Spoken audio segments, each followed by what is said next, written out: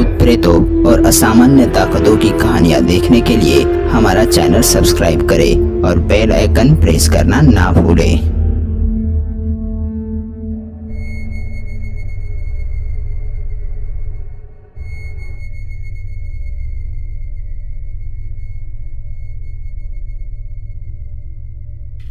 एक आवाज़ से सुनील जाग गया। कोई दरवाज़ा खटका रहा था। आंखें खोली तो बगल की खिड़की से सूरज की किरणें अंदर आ रही थी। रात में घटी हुई वो बात सच्ची थी या सपना, ये सोचते हुए सुनील ने दरवाज़ा खोला और झट से कुछ पुलिस सुनील के कमरे में घुस गई। खून करके यहाँ छुपा बैठा है, इंस्पेक्टर साहब ने दो कान के नीचे थप्पड़ लगाते हुए सुनील का कॉलर पकड़कर घसीटते हुए बाहर ले आए। सामने जो हो रहा था उसे देखकर सुनील के माता पिता इंस्पेक्टर को रिक्वेस्ट कर रहे थे, साहब आपको कुछ गलत फहमी हुई है, मेरा बेटा ऐसा कभी कुछ कर ही नहीं सकता। तभी सुनील भी मासूम आवाज़ में इंस्पेक्टर से कहने लगा, साहब मैं सच कह रहा हूँ, मैंने कुछ नहीं किया। तूने क्या किया है और क्या नहीं ये हम ढूंढ लेंगे, फ़िलहाल तू हमारे साथ चल। ऐसा कहते हुए इंस्पेक्टर उसे बाहर ले आया। सुनील कुछ बोल पाता उससे पहले एक हवलदार ने अपने हाथ में रखे हुए काले कपड़े से उसका चेहरा ढक दिया और गाड़ी में बिठाया। पुलिस सुनील को ले जाते हुए देखकर सुनील के माता पिता का दिल भर आया।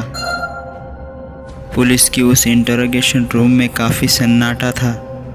उस अंधेरी रूम में सर पर रखे बल्ब की रोशनी थोड़ी ही दूर तक फैली थी। बल्ब पर लगे हुए उल्टी प्लेट की वजह से छत पूरी तरह से काला दिखाई दे रहा था। बीचों बीच रखे हुए टेबल की एक तरफ खड़ा हुआ इंस्पेक्टर अपने सामने वाली कुर्सी पर क्रिमिनल की तरह बैठे हुए सुनील पर चिल्लाते हुए कहने लगा, इतनी बेदर्दी से मारा तूने उस आदमी को, ऐसा लग रहा था कि तूने उसे 10वें माले से नीचे फेंक दिया है। बता अब कौन था वो आदमी? पैसों के लिए तूने उससे पहले लूटा, फिर उसे जान से मार डाला, बराबर ना? कौन कौन था तेरे साथ इस मर्डर में? कितने लोगों का गैंग है तुम्हारा? बता जल्दी, नहीं तो मेरी लाठी बोलने लगेगी। ऐसा कहते हुए इंस्पेक्टर साहब ने ज़ोर ज़ोर से सुनील के गाल पर थप्पड़ लगाए। सुनील रोने लगा, हाथ जोड़कर अपने बेगुनाह होने की बात बयां कर रहा था। साहब क्या बोल रहे हो आप? माँ कसम मैंने कुछ भी नहीं किया, गैंग वगैरह कुछ नहीं है मेरा। तभी इंस्पेक्टर साहब ने अपनी डरावनी नज़र सुनील पर डाली। अच्छा, फिर उस डेड बॉडी के पास उसके ठीक मरते वक्त तुम्हारे मोबाइल का लोकेशन वहाँ क्यों बता रहा है? तुम्हारा इस मर्डर से कुछ न कुछ तो नाता है, इसलिए सच सच बता, पैसों के लिए ही मारा है ना तूने उसे? लूट कहाँ पर है?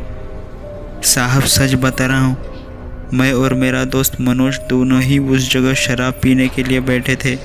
तभी हमें कुछ आवाज़ आई और हमने देखा कि वहाँ पर एक लाश पड़ी हुई है। ये देखकर हम घबरा गए और वहाँ से जल्दी से भाग गए। लगा तो आप मनोज से पूछ सकते हो। मनोज? ठीक है, उसका एड्रेस दे। एक हवलदार ने मनोज का एड्रेस लिख लिया। इंस्पेक्टर ने उसे जाने के लिए कहा। तभी एक हवलदार उसके शर्ट की कॉलर पकड़ते हुए उसे जेल में ले आए। सुनील को अंदर ढकेलते हुए उसने बाहर से दरवाज़ा लॉक कर दिया। पत्थर की दीवार का सहारा लेकर सुनील रोते हुए नीचे बैठा। क्या ज़िंदगी थी और क्या हो गई, यह विचार उसे सहा नहीं जा रहा था। इधर ज़ोर ज़ोर से कदम आगे बढ़ाते हुए इंस्पेक्टर साहब बाहर निकले और हवलदार से कहने लगे, दोनों की गैंग लग रही है या कुछ और भी लोग हो सकते हैं। इस मनोज को उठाओ और अच्छे से तोड़ो साले को। पैसों के लिए बेगुनाह लोगों को मार देते हैं साले, इन्हें कानून का पाठ पढ़ाना ही पड़ेगा। रात हो चुकी थी। रोते रोते सुनील वहीं एक गंदे चादर पर सोया हुआ था। जेल के लोहे से बनी हुई रॉड पर लाठी की आवाज़ से सुनील उठ गया। सामने इंस्पेक्टर, उनकी बगल में एक हवलदार और वहीं पर मनोज भी खड़ा हुआ था। तीनों के चेहरे देखकर लग रहा था कि शायद असली खूनी मिल गया है, जिसकी वजह से सुनील को थोड़ी राहत मिली। वो झट से खड़ा हुआ और मासूम सी आवाज़ में मनोज से कहने लगा, मनोज तू तो बताना इंस्पेक्टर साहब को कि कल रात हम वहाँ पर शराब पीने की नीयत से गए थे, हमने कोई मर्डर वगैरह नहीं किया है। आगे कुछ बोले उससे पहले हवलदार ने जेल का दरवाज़ा खोला। अब सुनील और भी राहत महसूस करने लगा। बगल की एक बेंच पर बैठकर वो रोने लगा। उसके बगल में बैठते हुए मनोज ने उसके कंधे पर हाथ रखा और उसे संभालने की कोशिश करने लगा, पर सुनील रोने की कगार पर था। मनोज, आज अगर तू ना होता तो इन लोगों ने मुझे उस खून के इल्ज़ाम में फांसी लगा दी होती। कैसे कैसे इल्ज़ाम लगा रहे हैं मुझ पर, चोरी, दरोड़ा, खून, हम क्या इतने गए गुजरे हैं। बोलते बोलते वो रो रहा था। उसे दिलासा देते हुए इंस्पेक्टर ने सुनील के हाथ में एक चिट्ठी दी। उसे बेल मिली। ये देखकर उसे अच्छा लगा। उसने वो चिट्ठी खोली और पढ़ते पढ़ते सुनील के पैरों के नीचे की ज़मीन ही खिसक गई। गंभीरता से वो इंस्पेक्टर की ओर देखने लगा। उसका अपनी आंखों पर भरोसा ही नहीं हो रहा था। खुद को संभालते हुए उसने एक लंबी सांस ली और बाजू में बैठे मनोज की ओर देखा। वो चिट्ठी उस लाश की पोस्टमार्टम रिपोर्ट थी। वो लाश मनोज की थी। दिमाग एकदम सुन्न पड़ गया। किसी को कुछ ना बोलते हुए सुनील अपनी जगह से उठा और उस अंधेरी जेल के एक कोने में जाकर बैठ गया। दाहिने हाथ की उंगली आड़ी घुमाते हुए कभी हंसता तो कभी रोने लगता, जैसे उसका मानसिक संतुलन बिगड़ गया है। 4 दिन हो गए। मेंटल अस्पताल में एक वार्ड, रात के 8 बजे थे। तकरीबन 40 उम्र का एक डॉक्टर अपने किसी पेशेंट की रिपोर्ट देख रहा था। तभी इंस्पेक्टर ने दरवाज़ा नॉक किया। अरे इंस्पेक्टर साहब, आपके ही पेशेंट की रिपोर्ट देख रहा था, आओ बैठो। सामने वाली कुर्सी पर बैठते हुए उन्होंने डॉक्टर की ओर देखा।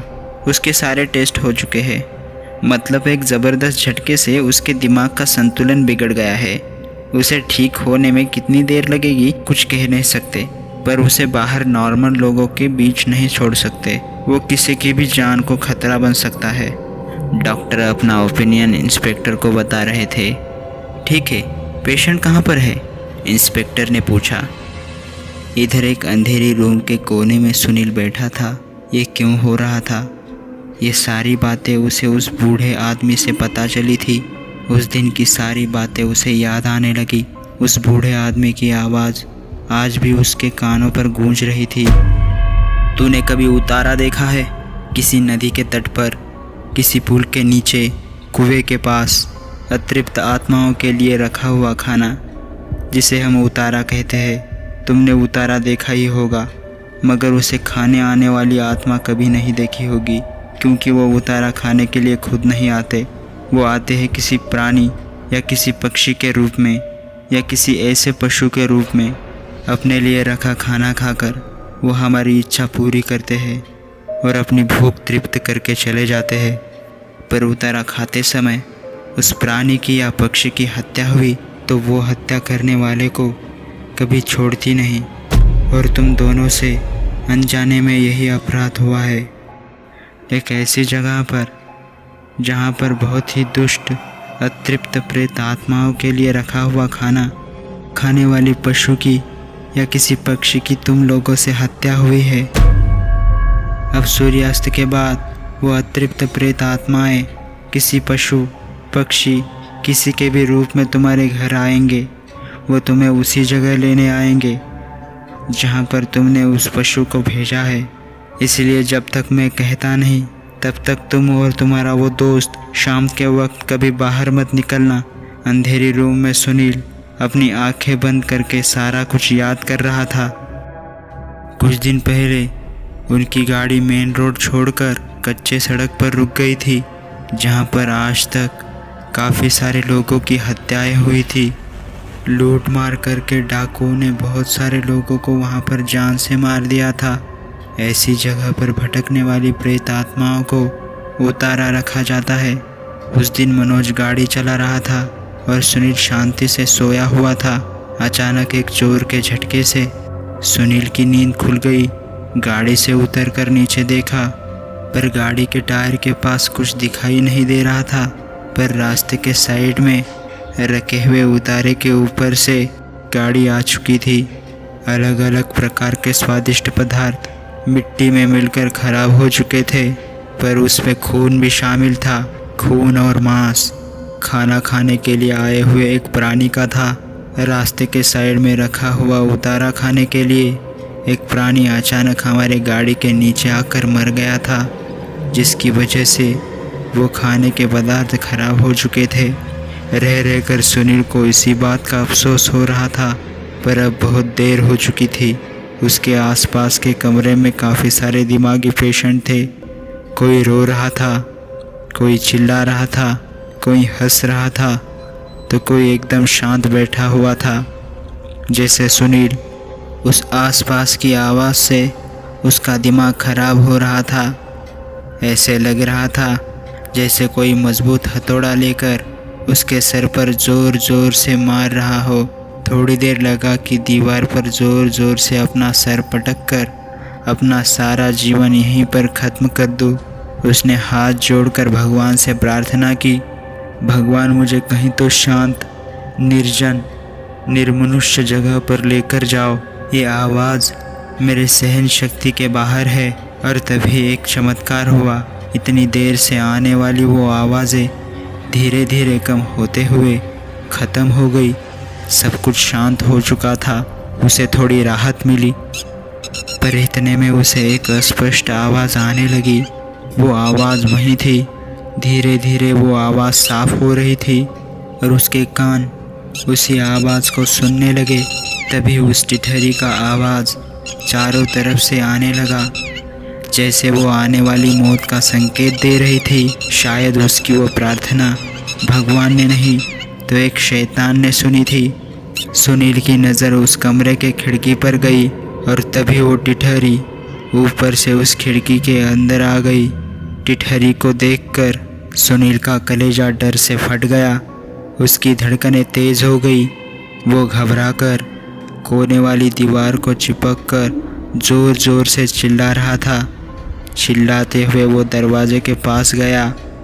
उस बंद दरवाजे से बाहर निकलने के लिए वो टिटरी भी चिल्लाते हुए कभी इस दीवार से उस दीवार पर तो कभी उस दीवार से इस दीवार पर छलांग लगा रही थी।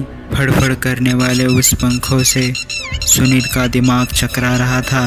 वो टिटरी बाहर निकलने के लिए ज़ोर ज़ोर से दीवार पर अपना सर पटक रही थी। हर एक पटक से सांझ के पंखों में से काले रंग का पंख नीचे गिरने लगा और आखिर में फड़फड़ करती हुई वो टिटरी ज़मीन पर गिर गई। कमरे के दरवाजे के पास खड़ा हुआ सुनील ज़ोर ज़ोर से चिल्ला रहा था। उसकी चीख सुनकर सब लोग भागते हुए आ गए। हवलदार ने दरवाज़ा खोलने की कोशिश की, पर दरवाज़ा अंदर से लॉक था। तभी इंस्पेक्टर साहब ने ज़ोर से दरवाजे पर लात मारी। दरवाज़ा धड़ाम से खुल गया। तभी सुनील झट से उस कमरे से बाहर आया और इंस्पेक्टर के पीछे जाते हुए उस टिटहरी को देख रहा था। सामने का वो भयानक दृश्य सब लोग बड़े गौर से देख रहे थे।